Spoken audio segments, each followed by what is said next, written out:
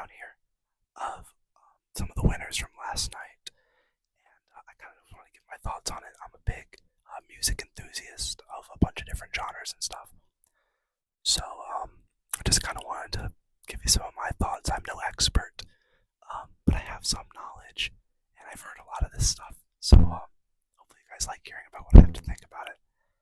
And yeah, I think we should get started. So obviously, the Grammys took place last night, and so I watched from it started at 8. I watched from probably like 8 to maybe like 10:30, probably closer to 11 actually. And I went to bed because I had class at 8 a.m. the next morning today. So, but I caught most of the award presentations themselves as well as a lot of the performances. So some of these I'm already aware of, some of these I'm not, but we're gonna go through them all. So for the first one, in terms of who won Album of the Year, which in my mind, that's like that as well as Record of the Year are like the two most prestigious ones because they're just the most like comprehensive. So I'm gonna go ahead and read the nominees for that one. It was Boy Genius with their album The Record, Janelle Monáe with The Age of Pleasure, John Baptiste with World Music Radio, Lana Del Rey with Did You Know There's a Tunnel Under Ocean Boulevard? That name's such a mouthful. Miley Cyrus with Endless Summer Vacation, with which Trevor Noah messed up that name last night. It was really funny. Olivia Rodrigo with Guts, and SZA with SOS. Oh, and Taylor Swift with Midnights. So those were all of the nominees. My personal favorite from that bunch is tough. I think my personal favorite would probably be Lana Del Rey's Did You Know There's a Tunnel Under Ocean Boulevard? I thought that album was really good. I don't think it was perfect. I thought that its highs were really high, especially the song A&W I thought was fantastic. I think the production on that thing was perfect, and the lyrics were really well written for that track. The title track for that record was also awesome. I love that song. But I felt like it dragged at some points, especially toward the middle area. I don't think it was Lana's strongest record, but I do think it was really good. And of this bunch, I think that was probably the strongest.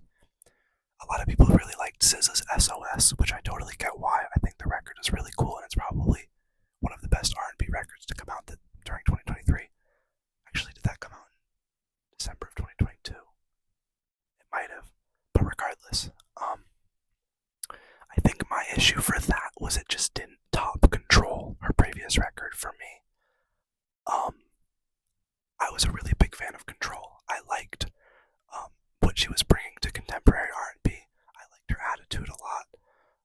I liked her instrumentals. I thought they were really colorful. I thought they were really laid back, but also still had a lot of vibrancy to them.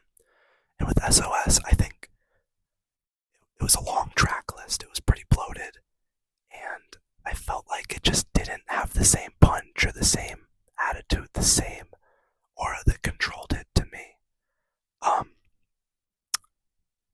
So yeah, I think I would give it to Lana an Album of the Year. Now, if you want to know who the actual winner was, it was Taylor Swift with Midnights. Of course it was, because with her winning this, she becomes the first artist in history to win Album of the Year 4 times, which, la-di-da, good for her, cool. I forget who the other people were that she was tied with for 3. They were big names, like Elvis level names. But yeah, so Taylor Swift took the Grammy for that year, or for Album of the Year. I can't help but feel like it was partially skewed in her favor because that record is huge and the headlines from it are huge. Because Midnights was not the best record on this list. Guts was better, SOS was better, Lana's record was better, and even Boy Genius' album was better. So yeah, that's my thoughts on Album of the Year. Let's go to the next category. Okay, next one is Record of the Year, which I use the terms album and record pretty interchangeably, but in this case they're using Record of the Year, referring to Song of the Year, but not just focusing on the singer of the song. They're focusing on production, singer, everything. So nominees for Record of the Year were Billie Eilish with What Was I Made For from from the Barbie soundtrack. Boy Genius with Not Strong Enough. John Baptiste with Worship. Miley Cyrus with Flowers. Olivia Rodrigo with Vampire. SZA with Kill Bill. Taylor Swift Anti-Hero. And Victoria Monet On My Mama. This category, I think, is a little bit more stacked than the last one. I think these songs are pretty good overall. My personal pick for Record of the Year of this bunch would probably be... Okay, I have three that I'm kind of between.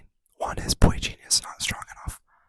I think that song was really good. It was my standout favorite when I first listened to their album that came out this year. It was a lot more upbeat and how should I describe it? It was more optimistic and more kind of grandiose than the other songs on the rest of the album, which doesn't inherently make it better, but it did it well enough that I think it was the best song on the album, in my opinion. I think Vampire by Olivia Rodrigo was a great song. From the moment I heard it as the lead single for the album, I knew that song was good. The production on that thing was great. I don't know if Dan Nigro produced that song or just the other songs on the record, but I think he probably produced that one, and he did a great job if he did. Whoever produced it, killed it.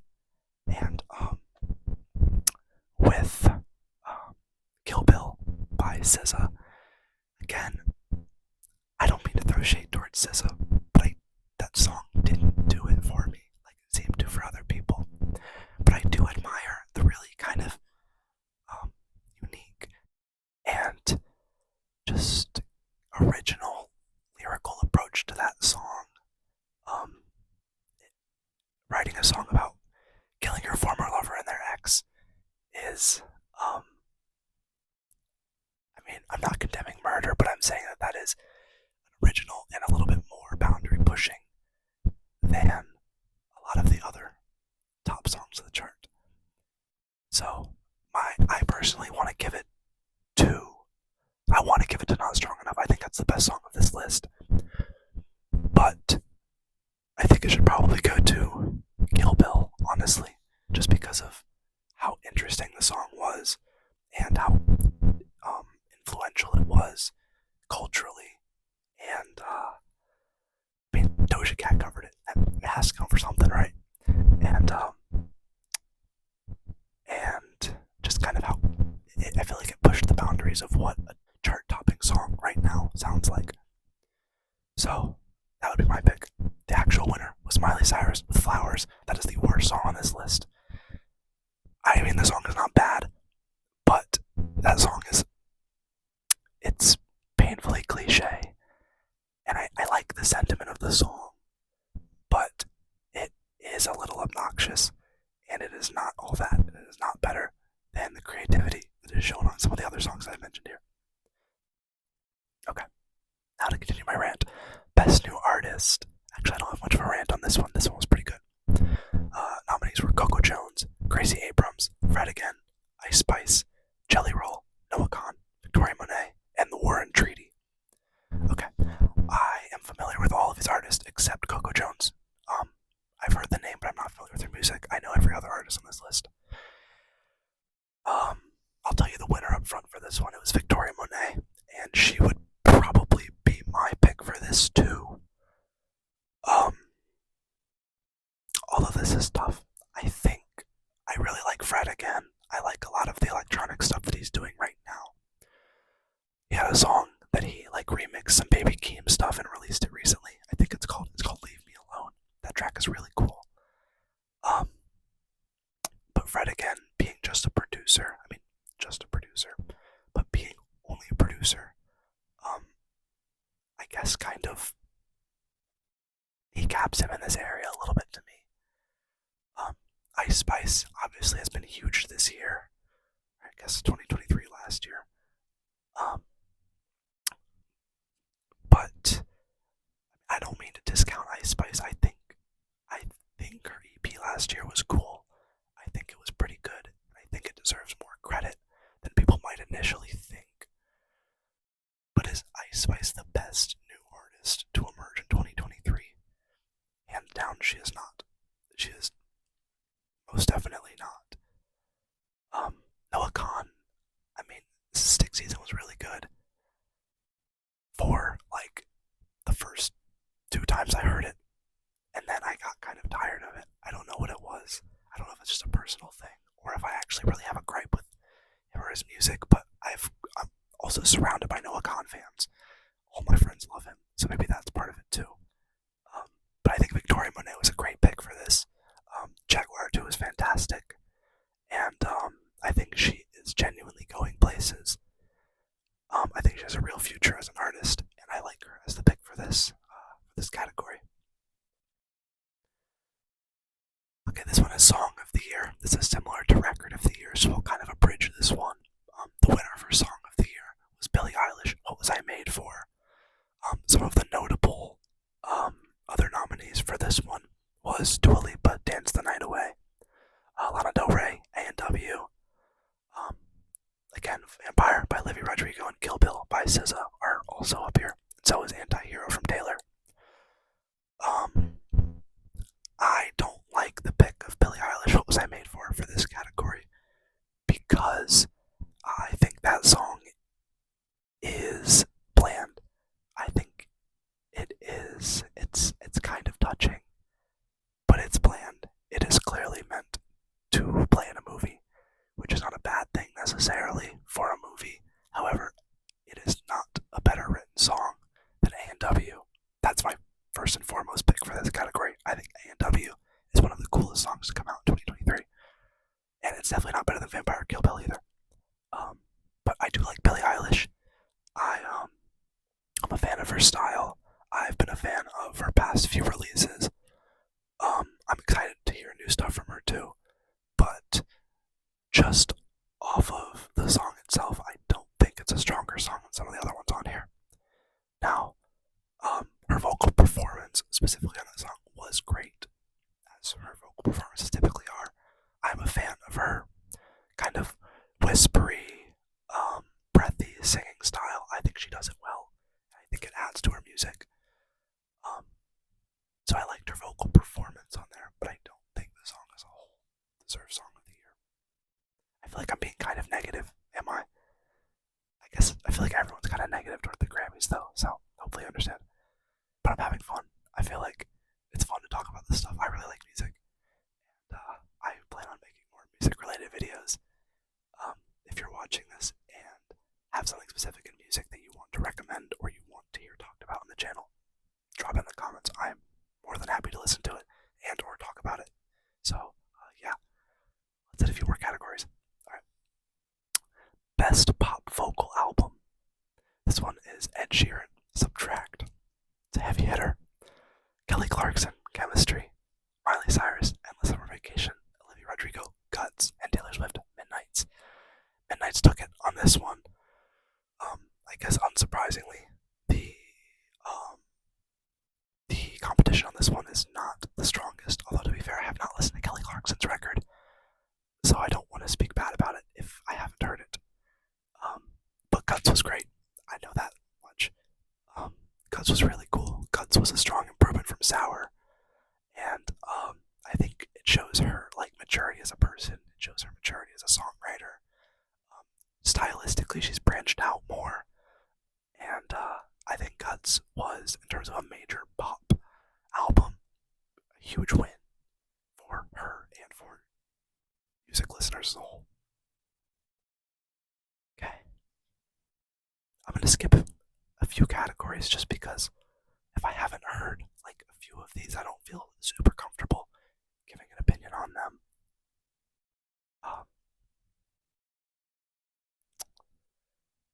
Jack Antonoff won Producer of the Year Non-Classical. Good for him. Jack Antonoff puts out so much great work every year. He was up against Dan Nigro, D-Mile, Hit Boy, and Metro Boomin. And I guess here, I'm actually not super familiar with D-Mile, but I know Dan Nigro and Jack Antonoff. And so here, in a sense, it's kind of like, is it pop music with Dan Nigro and Jack Antonoff versus like hip-hop music with Hit Boy and Metro Boomin? Looks like pop music kind of won it here, which, I mean, It's fair. Jack Antonoff's a great producer. I love his work. I love his work with other artists. I'm a bit of a Bleachers. I don't want to say hater, but I'm not the first person in a room to stand up and defend Bleachers. I'll just say that. Their new stuff coming out is cool. I liked, what was the track? Little Moves, I think was the name of the song. Their most recent single. That song is cool. Alma Mater, their other recent single. One of the worst singles I've heard in a while. I can't stand that track. But Jack Antonoff's work with like Alana and Olivia and Taylor, sure, is great. He knows what he's doing. He's a fantastic, skilled producer. I like him as the winner for this. He deserves it. Let me just see if there are any other things I want to talk about. Oh, two of my favorite bands were unexpectedly up for a Grammy. One was, let me pull it up. One was Always, spelled with two V's for the W. Always with, for Best Alternative Music Performance with Belinda Says, which was exciting to see them nominated. They are a decent sized band, but I think they're extremely talented. Well, they're decent sized. Their contestants were bigger. Their opponents in this category were bigger. Arctic Monkeys, Boy Genius, Lana Del Rey, Paramore. So they're the smallest band in this category. They're probably smaller than Boy Genius. And so, Belinda Says is a fantastic song. And so I was happy to see it nominated. I didn't expect it to win, just off of, they don't have the name recognition. Paramore took it, which is a little sad, but I'm at least happy that Always was nominated. And the other interesting nominee was in the category of Best Boxed or Special Limited Edition Package, which is, who knew that was a Grammy? Neutral Milk Hotel was nominated in that category for the collected works of Neutral Milk Hotel. Neutral Milk Hotel, if you're not familiar with them, is a psychedelic folk group that made some really cool stuff in the 90s. Jeff Mangum, the lead singer for that group, is iconic as a singer. And unfortunately they didn't win. But I just thought it was cool they were nominated, being a relatively inactive group. So that's all in terms of nominees and the Grammys themselves. Performances. Let's talk performances for a second. So the first one of the night, they opened with Dua Lipa, and she had like this cage that was sitting down, and she was in the cage, and there were dancers kind of going around the cage, and it was a neat performance. I remember she played Houdini, which I'm a fan of that single. I think it's really cool, and I thought the performance was pretty good. I thought the cage was interesting enough.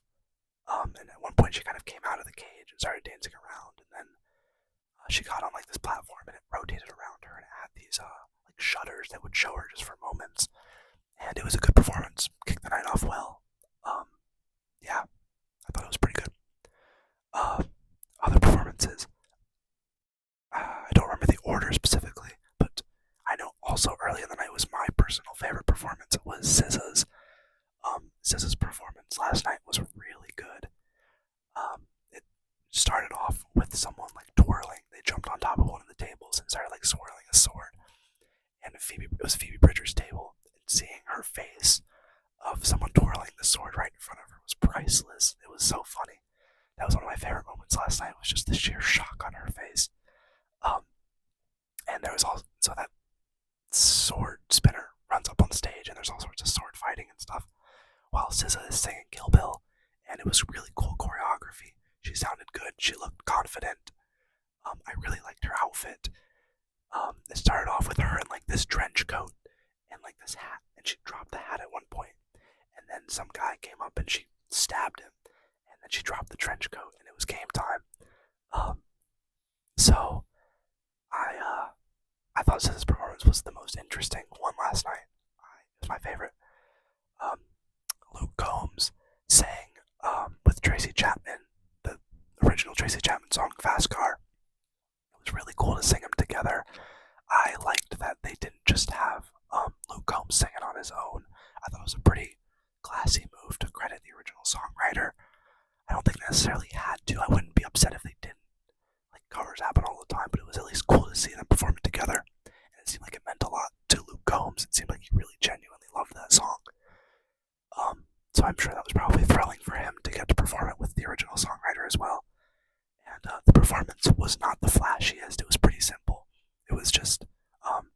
Tracy Chapman with a guitar and a mic, and Luke Combs with a mic, and it was pretty straightforward.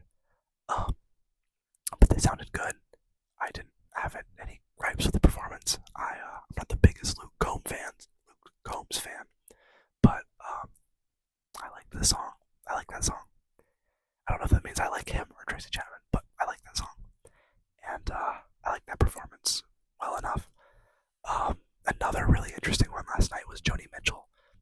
So it was her first time performing at the Grammys, and I don't remember what song she specifically sang, but it was this really cool setting. They put her in this really traditional, ornate armchair, and they had all sorts of like crystal and beautiful tapestry and such, and they made this really kind of cozy, like grandparents' house vibe to it.